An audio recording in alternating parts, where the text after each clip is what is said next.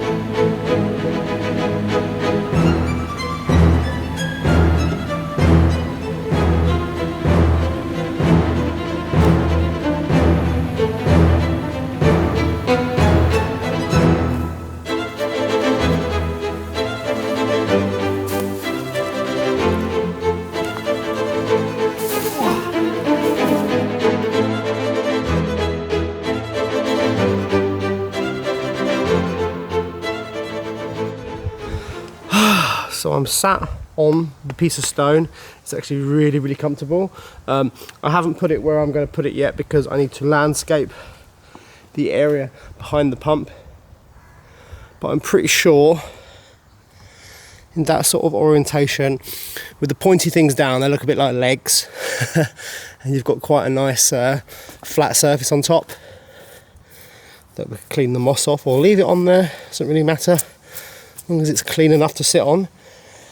Yeah, so I'm thinking 2 of them, probably here and here, and the piece of granite on top. I'm not sure. We're going to do this all on Monday, so that will look really good. I'll show you the other one, for example, just so you can get an idea of what I'm after. It's a little bit windy today, everyone, so please bear with me with the sound. So this is what I'm going after, something similar to this. It looks fantastic. Yeah, so it's very similar design, but this part here is slightly taller on the ones we're collecting from the woods. The bit that's on top is actually concrete, but you couldn't tell because it's very well aged. So I'm going to go and get the other stone really quickly now, and then it's all ready for tomorrow.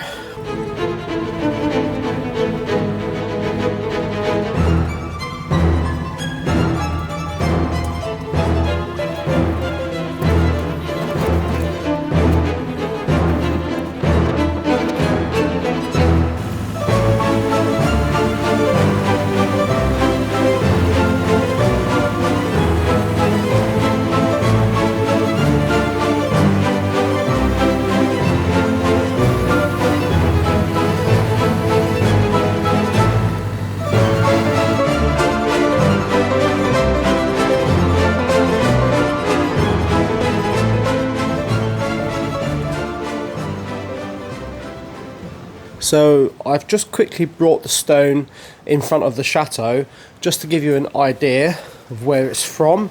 I have explained it, but just for anyone who didn't see that part, it's this. It's the whole front porch of the chateau. So you can see the shape here is the same as that shape here. We're not sure why there are so many spare pieces left over.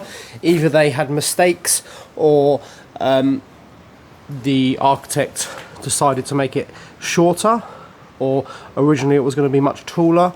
We're not sure. One thing I need to talk about is how did they get the stone up there? Because even with a machine like this, 3-ton Japanese digger, which is one of the best you can buy for this size machine, you know, it just about lifts this. If the machine was any smaller, it would tip over, because you can feel all of the weight on the front arm, and it's tipping forward ever so slightly. So imagine how they got that up there and all of the stone up really high. Obviously it was a lot of manpower, because this must weigh at least 200 kilograms, at least.